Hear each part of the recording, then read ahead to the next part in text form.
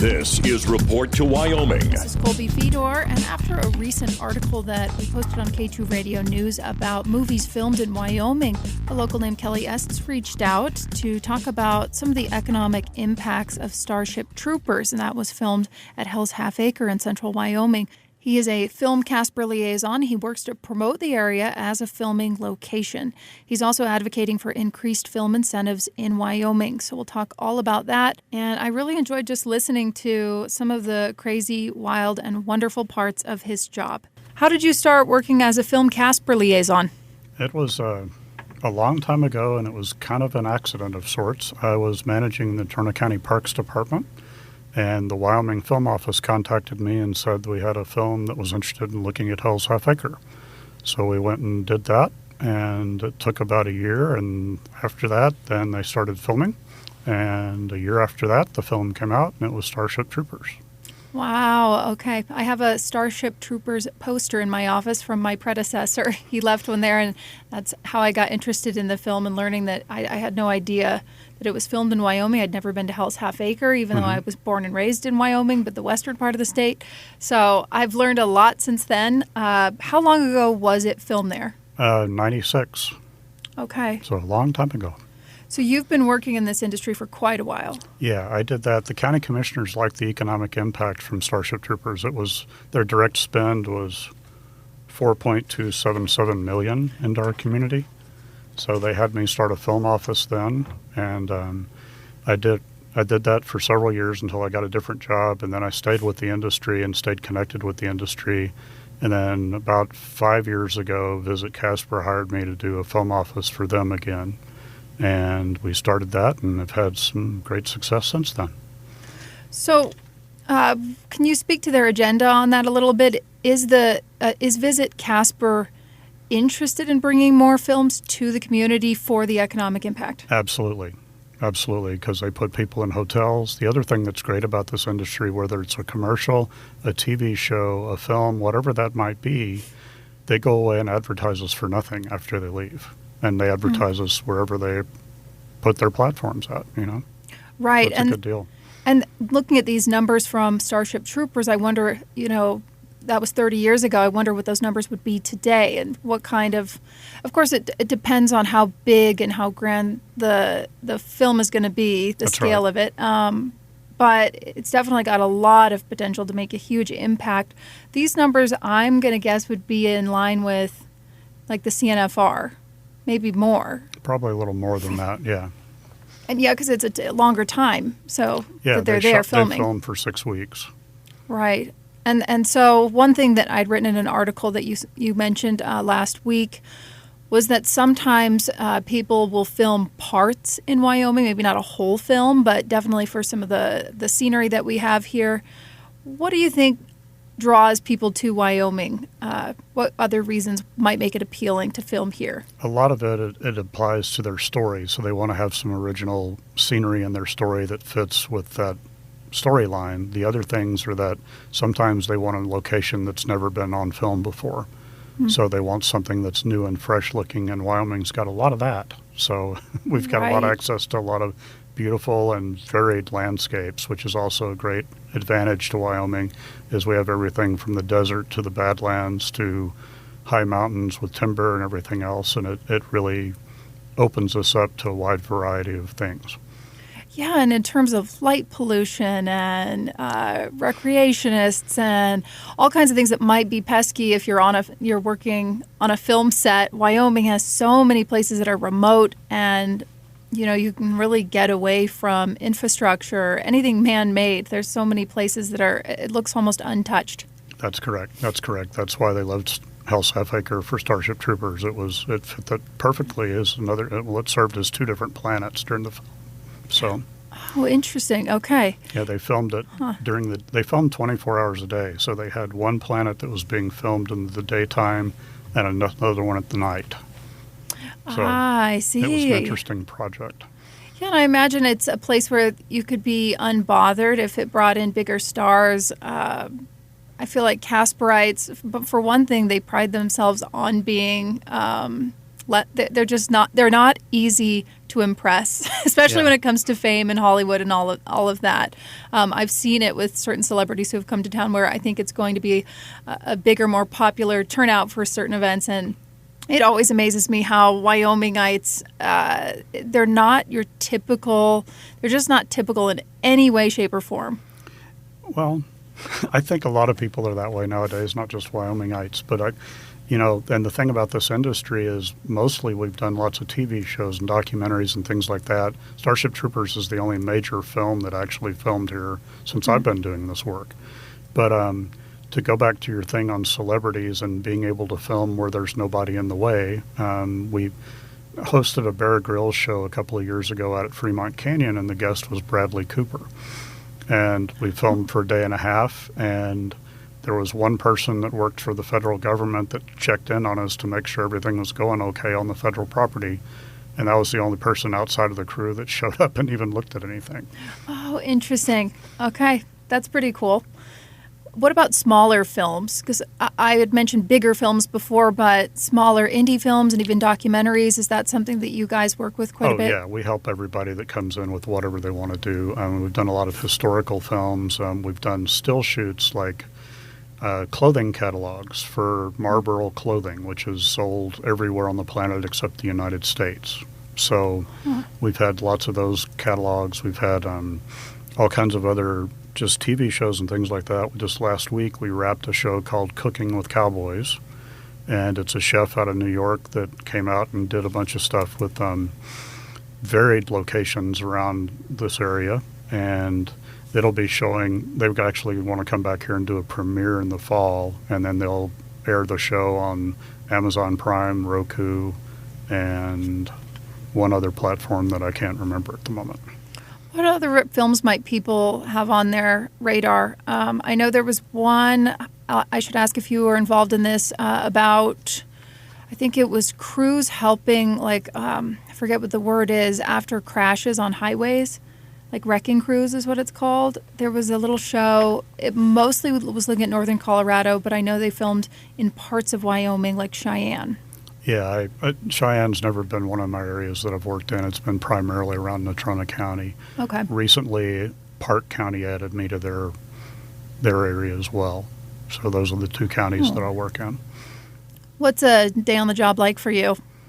It's actually pretty cool. I mean, you get requests. We're doing some advertising and things like that to get more word out, and it's mostly the industry is it's a who you know kind of thing. So once your name is out there and people start to know you, then they call you when they know that you can give them what they need. So I get a request, I do my best to fill that request, and then I work on the logistics. So we work on housing for them, hotel rooms, crew members that they might need to hire, equipment that they need to rent, permits for the property that they're going to work on, agreements with landowners on what they're going to pay landowners and things like that.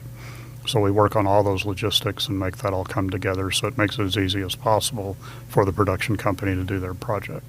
In a way, this is large-scale event planning. It is. You know, I used to work for a wedding planner, and until I was just the copywriter for a blog, but seeing all of the things that she was doing, it's quite an orchestra. You're really a lot of moving parts. You're working with people, and people are fickle, and things change. Also, crazy weather patterns. Well, there is some problems with weather from time to time. Yeah, we had, when they filmed the Bear Grylls show, we had, massive, like 50-mile-an-hour winds when they were using helicopters and things like that. And of course. Then it blew in a snowstorm. So the next morning, Bradley and Bear woke up to snow all over their camp. So. Oh, wow. You know, I think it's good to give people a real taste of Wyoming, and that sort of weeds out the wimps and keeps people from deciding that they want to change it. Wyoming is its own state, like its own thing, and it's wild and rugged and beautiful.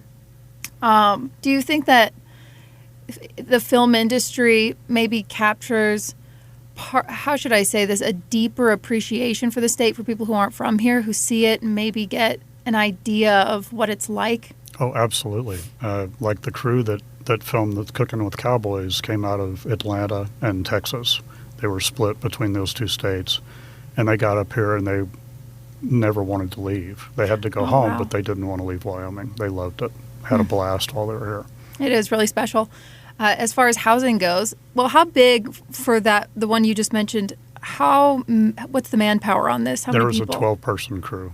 Okay, so that's not terribly hard to house. Like maybe it was a motel room, I'm assuming? They actually got an Airbnb. So. Okay. Oh, I forget. Airbnb is so popular these days, and that's nice because then you have a kitchen, et cetera. You're not looking for how you're going to go get food or catering all the time. And there was a cooking show that had a chef with him, so he was able to cook them food while they were at the Airbnb. So that worked out well. That's perfect. I noticed Visit Casper promoted earlier this year the film festival. Is that something you're also involved with? Yes, I was. It retired this past year. So last year was the last one, or this year was the last year for that, for now anyway.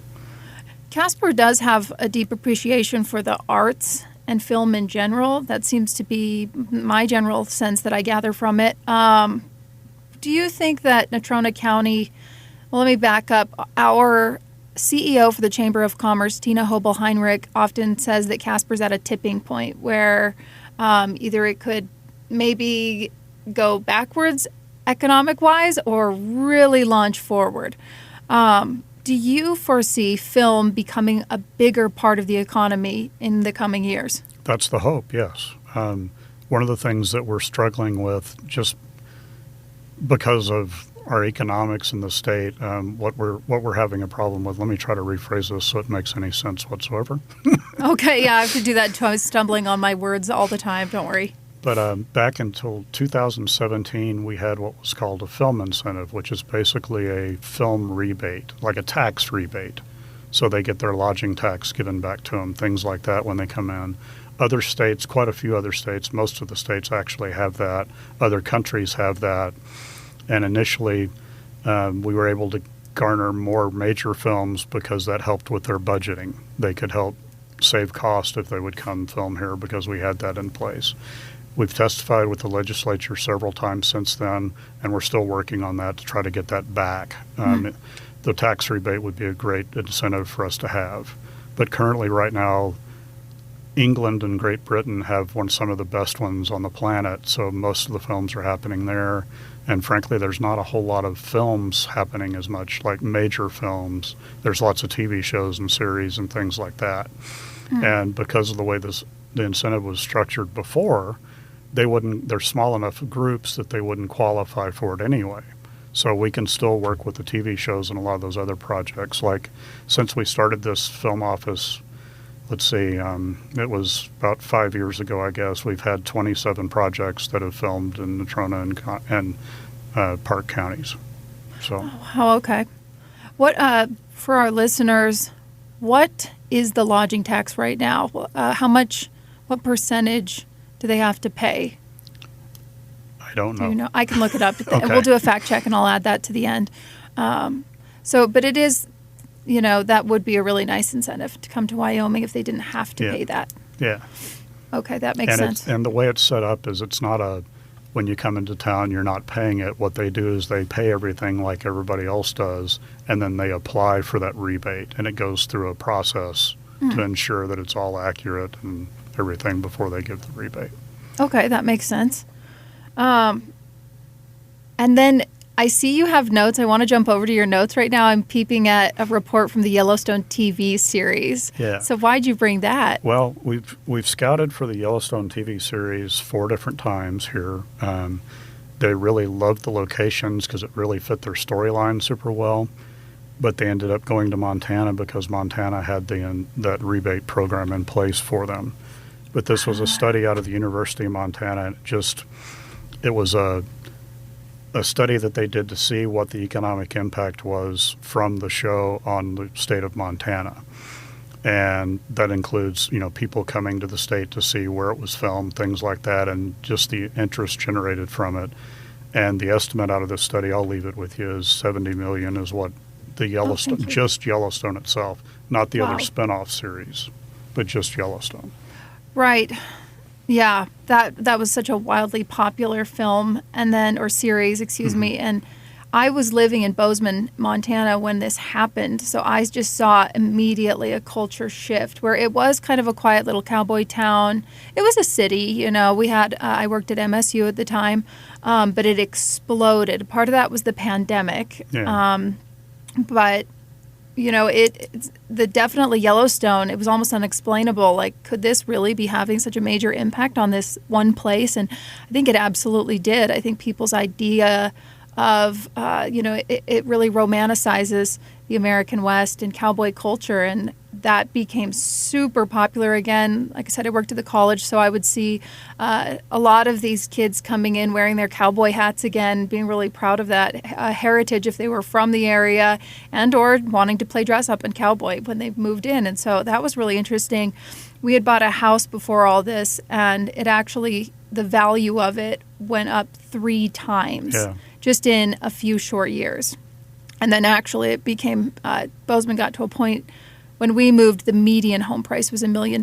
So, but it really wasn't like that even, 3 to 5 years earlier. And I do think Yellowstone had that TV series had a direct impact on that. And now the show ended. I don't know if you were a fan of the show. I'm a big fan. It ended in Dillon, Montana, where I actually did a little bit of my undergrad at Montana Western. And I was thinking, oh no, I wonder now what's going to happen to Dillon, Montana, because I truly believe it's one of the most beautiful places on earth. The Beaverhead Valley there is just incredible, but it's a small, small city. And so I wonder if they continue the series, what could happen there? And will they keep filming there? I know Taylor Sheridan, one of the co-creators, has spoke on big podcasts. He's been on the Joe Rogan podcast and talked a lot about Wyoming, his love affair with the state, Independence Rock. So I know he's been scouting and looking around and doing his field research. One of the locations we scouted on was Independence Rock and Devil's Gate was what they wanted to use for one of his series. So interesting. Okay, he really knows his stuff. He was talking about the Mormons plighting their hand cards as they made their way west, and I was really impressed with that. I thought that's a lot of history that people don't know unless they're from that area. Yep. So. Do we know? Can you say anything? Are they still interested? When we didn't have the incentive, that's when they went to Montana. I'm thinking future. I'm almost certain. I'm really just hopeful. I think that there's going to be future episodes and series to come. Well, I think there are going to be. I mean, you can't have something that's successful and just let it die at the end, I wouldn't think. You'd find other things to continue to do.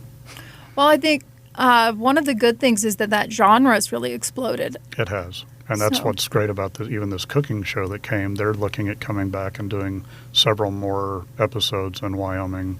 And it's, cooking with cowboys. So it's a really cool series. And I think it's going to highlight, it's not just cooking, but it's also a travel show. So they talk a bit to ranchers about, how the ranch operates. They talk about places to go visit. They went and did the Alcova Resort.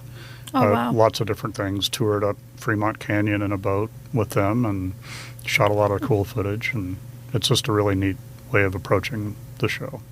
And I'm feeling so jealous of you. I think this would be just a great way to get to see and experience your state on such a deep level. Yeah, it has been. It's great because you have to go out and, build a database of potential locations and things for any kind of scenario, because every project I've worked on since Starship Troopers has been different. Literally. Right. They're all different. So Wind River is probably one of the biggest ones that's in recent years come to Wyoming, right? And I do believe a lot of that was filmed in Wind River. Do you know? Some of it was over in the Riverton area, yeah. Okay. It's just probably just some of it, yeah. I know that actor is from Utah. A lot of our Wyoming films set in Wyoming end up being filmed in Utah and Colorado. Would this go back to that incentive again, do you think? Yeah, primarily, yeah. And then something I've seen, to go back to Yellowstone, one of the kids that I went to college with in Dillon, Montana, his name was Dougie, and he was used as an extra. I forget, he was from a reservation in Montana, but I don't want to mess up which reservation. But they used him as an extra on something, and we all just thought that was the coolest thing. Are there opportunities for people to be in even these smaller series or getting absolutely. into? Like with Well, let me tell you what Starship Troopers did, and then I'll tell you what some other folks have done. Okay. Starship Troopers hired 300 extras for their film here. So they had to bring in extras from South Dakota because there wasn't enough extras available here in Oh my gosh, that's so Wyoming. telling of Wyoming. Yeah. And we've done commercials downtown Casper even that used all locals in the background of everything. Cooking with Cowboys has a lot of the landowners and the people that they're talking to obviously on camera, and those are people that weren't part of the crew or anything, but those are the folks they're using.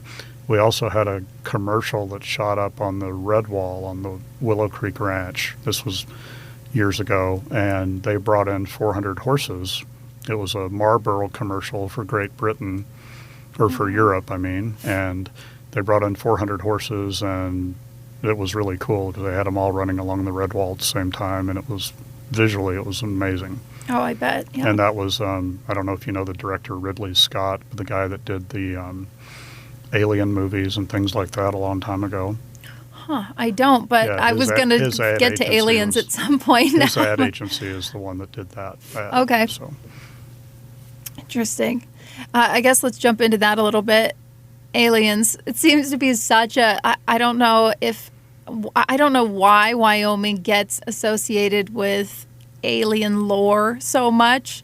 Maybe it's because of Devil's Tower, but there are so many people that tip us all the time that they think they've seen extraterrestrials. And I don't know if that's common at other news stations in other states, but certainly it feels a little bit out of the ordinary here.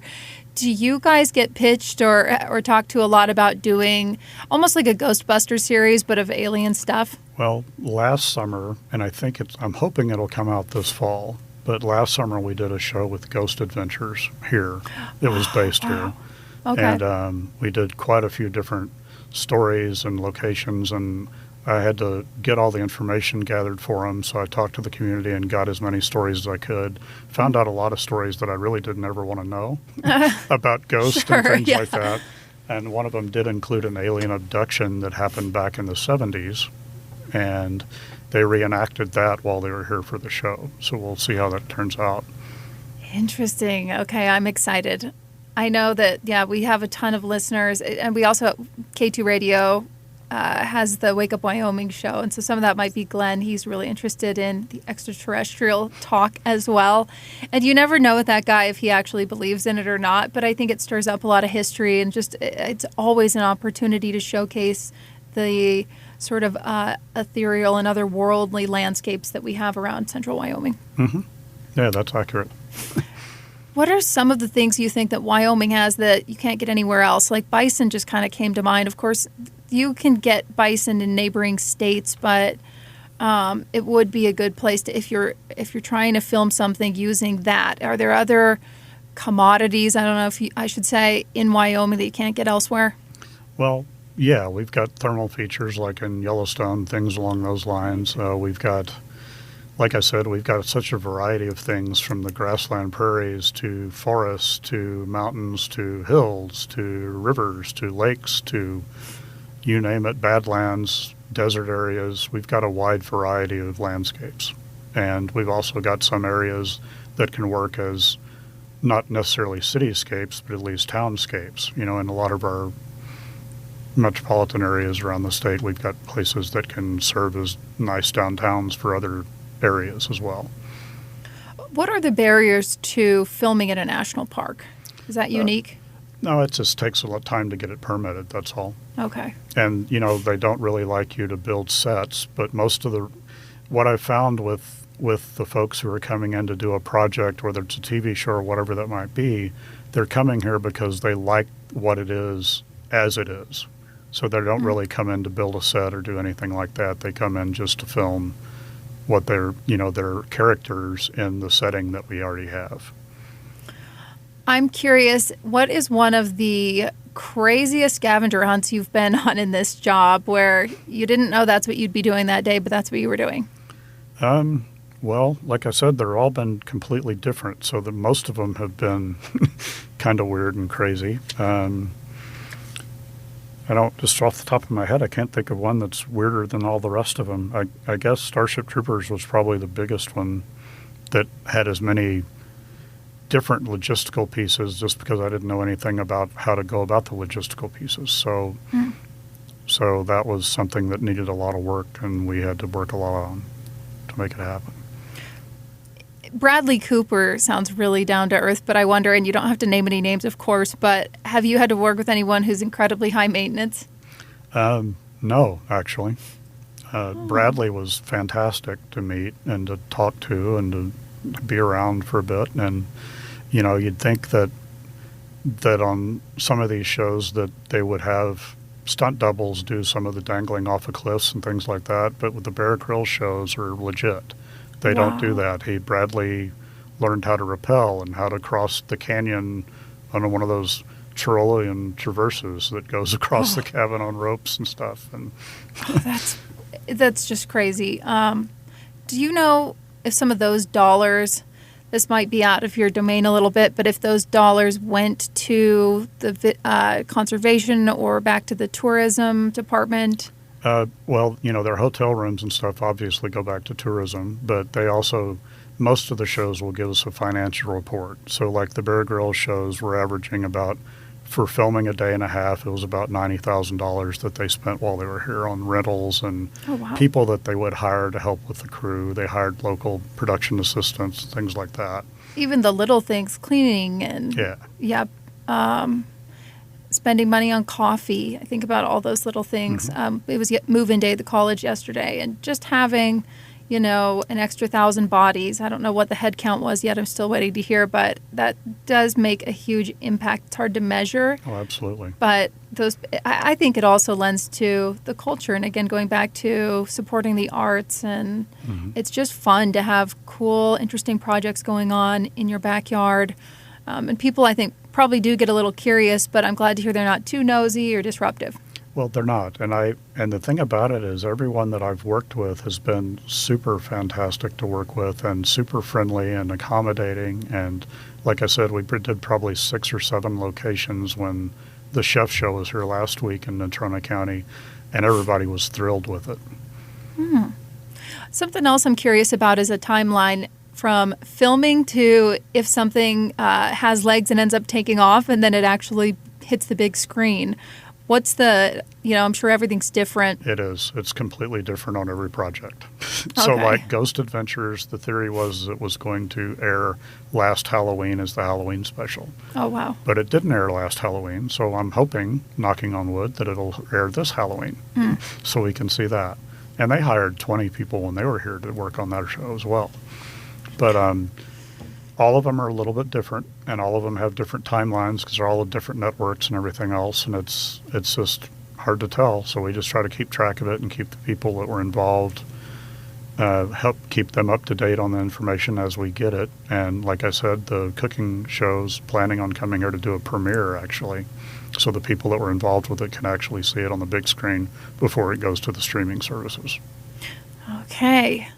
Well, I'm excited for the future of film in Wyoming. I think about movies like A River Runs Through It and, the fly fishing scene. Most of you know what I'm talking about, but if you haven't, you should Google it. You can find some really great pictures of a young Brad Pitt fly fishing in Montana. I don't recall where that one was filmed. Was it British Columbia? That part was just north of Bozeman. Oh, okay. So, wow. And I wonder how much, even then, that would have been, the 90s, do you think? Yeah. What impact, if any, that had? It did. They all do. I mean, they all come in and they take up hotel rooms and they go away and advertise us for nothing. So it's all wonderful. It's a great way to go. And then more of those cowboy tape films, westerns. Even then, I think of another great Brad Pitt film, Legends of the Fall, like that genre. I think Wyoming is so rugged and handsome and could be, there's so many opportunities ahead for movies. What's the biggest struggle that you have doing your job? What's the hardest part about it? The biggest thing is just getting the word out that, that we're here and available. That's the biggest deal, and we're making better strides at that. And then, competing with other states that have their rebate programs, and we don't have those. So if we could get that put in place, and I've been talking to private foundations about even setting up our own deal outside of the government that might be able to work. So we're going to see if we can pursue that and make some headway that way. This episode now lives at k2radio.com. Just click the Listen tab and On Demand if you'd like to hear it again or share it. I'm Kolby Fedore. This has been Report to Wyoming, presented in the public interest by Town Square Media.